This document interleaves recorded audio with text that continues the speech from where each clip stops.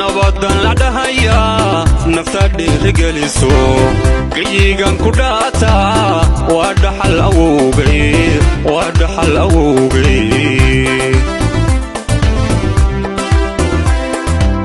nabadan la dhahaya naftadi rigaliso qiyigan ku dhaata waa dhaxal awowgay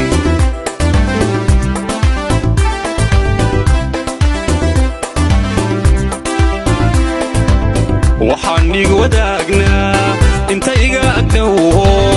dhalashana mid baan nahay mana nihin dad kala